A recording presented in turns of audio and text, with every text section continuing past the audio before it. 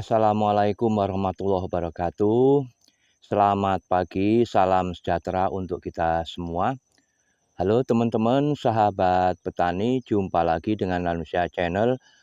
Pada pagi hari ini saya akan mereview kebun saya yang berumur 10 bulan, varietasnya Sriwijaya 5. Dan sebelum pembahasan video ini, bagi yang baru menemukan channel ini, jangan lupa subscribe, like, dan komen. Oke, teman-teman, kita akan menuju ke videonya. Nah, ini teman-teman, sawit saya yang berumur 10 bulan ini teman-teman ya. Itu. Ini 2 hektar teman-teman ya. Nah, ini saya tumpang sari dengan pisang teman-teman. Baru tumbuh ini. Nah, ini teman-teman, ini singkongnya dimakan rusa teman-teman. Ini telapaknya teman-teman ya. Ini telapaknya. Ini udah segini berarti besar teman-teman ya, tinggi. Ini hampir sebesar setinggi leher saya ya teman-teman ya. Berarti rusanya besar ya teman-teman. Ini baru beberapa hari ini teman-teman ya. Paling ini kalau enggak kemarin ini agak teman-teman ya, ini bekasnya besar teman-teman ya, rusanya ini teman-teman, singkong saya nih. Nah, ini pucuk ini, nah setinggi ini teman-teman ya, dimakan nih, berarti rusanya besar nih teman-teman. Ini karena setinggi saya ini teman-teman ya, singkongnya udah dimakan ini teman-teman. Jadi ini kesempatan yang suka berburu ya teman-teman ya. Ada rusa di lahan saya ini teman-teman. Ini teman-teman ya, sawitnya berumur 10 bulan. Jadi teman-teman, untuk mendapatkan hasil yang maksimal itu memang butuh proses teman-teman ya. Apa saja yang baru-baru ini, contohnya yang bagi teman-teman yang suka bola ya, ini saya sedikit singgung ini teman-teman ya, sambil melihat sawit saya ini yang 10 bulan ya teman-teman ya, saya akan sedikit berbicara masalah bola teman-teman ya. Teman-teman yang suka menyaksikan sepak bola, sebenarnya saya berinisiatif untuk menayangkan ataupun mengupload sepak bola. Tapi teman-teman, karena saya ini bidang pertanian, ini takutnya nanti teman-teman nggak suka. Jadi kalau memang teman-teman yang menginginkan sekali-kali saya menayangkan ataupun mengupload siaran sepak bola, teman-teman bisa komen di bawah ini ya teman-teman. Nah, jadi ini kembali ke sawit sebelumnya ya teman-teman ya. Jadi untuk mendapatkan hasil maksimal tadi itu butuh proses yang tidak istilahnya tidak mudah teman-teman ya. Jadi mulai pemilihan tanah, kemudian pemilihan bibit, kemudian perawatan, pengendalian gulma, dan pemupukan itu benar-benar diperhatikan. Nah, kita contohkan ke sepak bola ya. Teman-teman tahu sendiri, sebelum dipegang oleh Bapak Erick Thohir, Ketua PSSI, dan pelatihnya Sintayong, teman-teman tahu enggak sebatas mana sepak bola kita di kancah internasional. Mungkin teman-teman hanya mengenal paling AFF. Kalau untuk AFC itu yang Asian Federation Football Club itu mungkin teman-teman jarang mendengar ada kompetisi itu diikuti oleh Indonesia. Bahkan sekarang teman-teman yang lagi trending ini, teman-teman, semenjak kepemimpinan Bapak Erick Thohir dan pelatih Sintayong, kita sudah bisa berbicara ke FIFA, teman-teman ya. Ya, Piala Dunia. Jadi selama ini teman-teman kan hanya melihat ataupun ngefans tim-tim luar negeri, misalkan Brasil, Jerman, Belanda, Argentina, Meksiko, dan lain-lain, teman-teman ya. Ya, saya hanya mengefans itu. Tapi sekarang teman-teman sudah melihat hasilnya kan. Sekarang udah tampil ke Piala Dunia, insya Allah nanti kalau memang lolos, jadi nanti Piala Dunia itu ada nama Indonesia. Nah, jadi sama dengan sawit ini. Jadi sawit bagusnya kayak apa, kalau penanganannya itu salah, itu ya tetap hasilnya kan tidak maksimal. Nah, sama dengan sepak bola. Sepak bola dulu Indonesia bagaimana, sekarang bagaimana, ya kan itu jadi istilahnya proses itu memang tidak mudah, butuh waktu yang panjang. Jadi melalui perekrutan pemain, nah sekarang ini baru-baru ini naturalisasi digalakkan. Sebenarnya teman-teman ya, banyak komen-komen yang berpikirnya itu pendek. Seolah itu naturalisasi itu akan boleh katakan mematikan pemain-pemain lokal ataupun pemain-pemain domestik. Padahal itu sebenarnya kalau kita dicermati, ini sebenarnya tidak, teman-teman ya. Itu justru untuk merangsang supaya pemain-pemain lokal, pemain-pemain domestik ataupun pemain-pemain pribumi Indonesia bersemangat, jadi bersaing gitu. Contohnya sekarang kan semenjak ada proses naturalisasi itu pemain-pemain lokal Indonesia kan sudah kelihatan, teman-teman ya, sudah mulai nampak. Nah, itu sebenarnya, dan naturalisasi itu bukan kita ini beli pemain luar negeri, bukan, ini pemain luar negeri yang berkiprah di luar negeri tapi warga negara Indonesia. Jadi itu benar-benar pemain Indonesia yang kebetulan dia main di luar negeri. Nah, jadi itu teman-temannya. Kita kembali ke sawit nih, teman-teman ya. Sawit juga ini teman-teman ya. Kalau nanti membanding-bandingkan sebelah itu kesannya saya gimana. Jadi saya tidak nyoteng ke sebelah ya, teman-teman. Ini dengan sebelah sana itu selisihnya 8 bulan. Tapi kalau saya tengoki malah seolah-olah punya saya yang lebih duluan. Nah, karena apa? Ya ini, karena saya mengelolanya benar-benar profesional. Nah, padahal ini bibitnya paling murah, bibit unggul yang paling murah. Sebelah itu 40. Ini saya 25. Yang sebelah lagi sana ada yang 50, ada yang 60 per batang. Nah, tapi saya harga 25 ini. Sama-sama unggul, ini karena dulu bibit sisa dan posisinya itu tidak terawat. Nah, tapi setelah saya kelola dengan maksimal, nah seperti ini. Nah, apabila saya menggunakan bibit yang harga 60, ya kemungkinan bisa lebih baik lagi daripada ini, kemungkinan. Tapi ini semua bukan saya takabur, ini adalah berkat, istilahnya itu pertolongan ataupun pemberian Allah SWT ataupun Tuhan Yang Maha Kuasa. Jadi manusia itu hanya sebatas ikhtiar. Tapi salah juga kalau kita hanya memohon tanpa ikhtiar. Nah ini teman-teman ya, ini yang dimakani rusa ini, teman-teman. Ini di sini ada rusa, teman-teman, di lahan saya nih.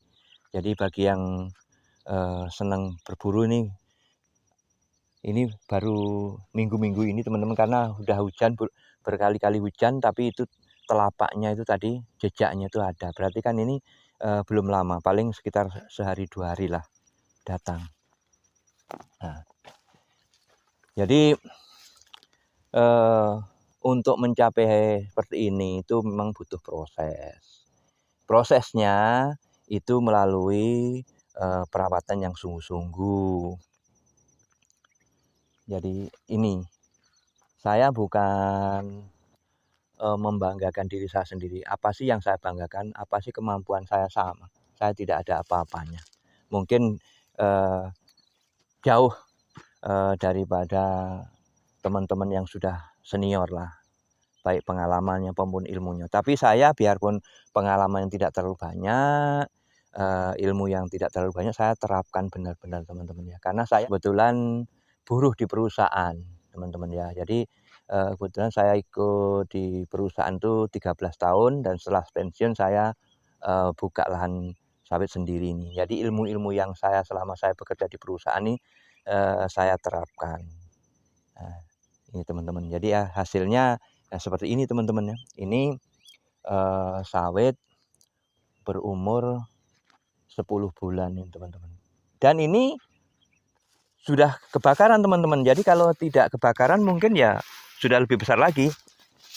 Tidak seperti ini. Ini setelah saya nanam sekitar 2-3 bulan itu kebakaran teman-teman. Ya ini setelah kebakaran sampai sekarang ini seperti ini. Jadi ini dari kebakaran sampai sekarang ini umurnya baru 7 bulan ini teman-teman. Dari habis kebakaran sampai sekarang ini 7 bulan umurnya. Karena sekitar 3 bulanan saya nanam itu baru terbakar. Nah ini teman-teman. Jadi teman-teman sudah berulang kali saya menyampaikan bahwa untuk mencapai hasil yang maksimal itu saya ulangi lagi bagi petani pemula terutama yang mungkin baru menemukan jenat ini. Jadi saya ulangi kembali yang berkali-kali saya sampaikan bahwa untuk mencapai hasil maksimal berkebun kelapa sawit ini, ya kalau usaha yang lain saya tidak akan bahas karena saya ini membahas kelapa sawit. Jadi mulai pemilihan tanah yang subur teman-teman ya, kemudian pemilihan bibit varietas yang unggul, jangan abal-abal teman-teman ya, karena nanti teman-teman akan menyesal sampai puluhan tahun, karena sawit ini dari mulai tanam sampai replanting itu bisa sampai 30 tahun. Yang bebek atau abal-abal bukan tidak berbuah teman-teman, tapi beda buahnya, sama-sama dikelola dengan sawit abal-abal dan sawit unggul itu akan berbeda teman-teman ya. Memang buahnya tetap buah, tidak ada istilahnya sawit yang tidak buah kalau seandainya sawit itu betina. Cuman kan tetap istilahnya hasil akhirnya tetap beda, akan lebih banyak, lebih baik yang sawit unggul teman-teman ya. Sudah milih bibit unggul, kemudian pengendalian gulma yang intensif teman-teman ya, jangan sampai semak. Nah, contoh nih kan ini lalang pakis semua ini teman-teman ya, saya semprot total ini. Jadi nanti ini pun sudah mulai tumbuh-tumbuh, nanti sebentar saya akan mulai saya semprot lagi, ini akan saya servis teman-teman ya, supaya jangan berat kembali lagi seperti yang sebelumnya kan. Kemudian setelah pengendalian gulma, kemudian pemberian pupuk itu yang tepat teman-teman ya, baik tepat jenis pupuknya, dosisnya maupun waktu pemupukannya. Kalau ini saya menggunakan dari 0 sampai sekarang ini saya menggunakan NPK dengan kandungan 12, 12, 17, 2 plus TE. Dan baru sekali saya kemarin pupuk urea, yang terakhir kemarin ini saya pupuk urea karena tidak ada pupuk yang 12, 12, 17, 2 plus TE. Jadi daripada tidak dipupuk, saya pupuk urea. Tuh. Kemudian waktu aplikasinya saya benamkan teman-teman ya. Saya benamkan ke dalam tanah. Kemudian waktu mupuk saya tidak pernah musim kemarau, selalu saya mupuknya pas musim hujan. Jadi istilahnya pupuk itu cepat larut. Nah itu, jadi kemudian pengendalian hama dan penyakit perlu juga teman-teman ya. Itulah kalau untuk menginginkan hasil maksimal. Nah ini kembali lagi ke sepak bola. Seperti Sintayong dan Bapak Erick Thohir itu selalu misi ke depan Piala Dunia. Jadi sebelum kita melaksanakan tujuan kita, kita mempunyai impian ataupun bermimpi, dalam arti bukan mimpi tidur teman-teman ya, kita mempunyai impian. Nah impian itu akan bisa kita peroleh dengan cara yang benar-benar secara profesional. Nah kita kembali tadi, dulu PSSI sebelum dipegang oleh Bapak Erick Thohir dan pelatihnya Bapak Sintayong ya, teman-teman sudah bisa melihat bagaimana kiprah persepak bolaan Indonesia sampai di mana. Nah sekarang sudah berapa tahun dipegang oleh Bapak Erick Thohir dan Bapak Sintayong selaku pelatihnya, sudah berbicara sampai ke Piala Dunia. Tapi teman-teman, itu kan dibantu oleh apalagi fan-fan yang luar negeri, udah digendong Belanda segala macam tetek. Siapa yang menggendong Belanda untuk Indonesia? Itu kan warga negara Indonesia. Kebetulan dia lahir di Belanda.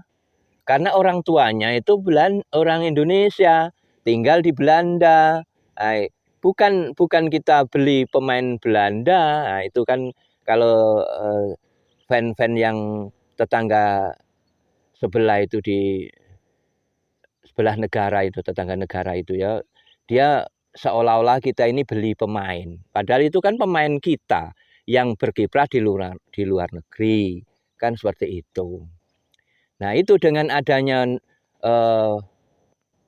proses naturalisasi itu kan ternyata hasilnya sudah kita rasakan. Nah dan Bapak Erick Thohir itu tidak sembarang orang luar negeri direkrut.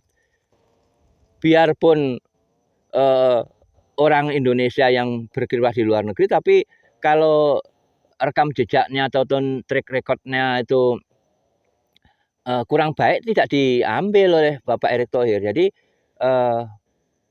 warga negara Indonesia yang berkiprah di luar negeri, yang berprestasi baru di proses naturalisasi. Nah seperti ini juga sawit. Sawit juga termasuk teknologi itu sangat menunjang. Bagaimana supaya ini hasil maksimal, tentu tidak lepas daripada teknologi bidang pertanian, teman-teman. Jadi teman-teman, biarpun teman-teman tidak sekolah di pertanian, petani biasa, tapi teman-teman kan bisa belajar di internet.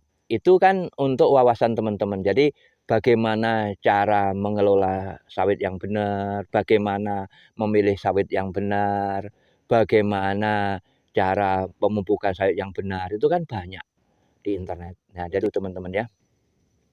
Saya kira itu teman-teman ya.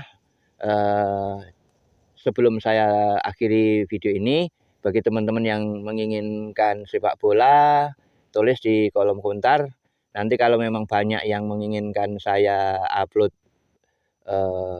timnas Indonesia, baik yang AFF ataupun Piala Dunia, silahkan teman-teman tulis di kolom komentar. Tapi kalau nanti tidak ada yang suka, ya tetap saya lanjut bidang pertanian.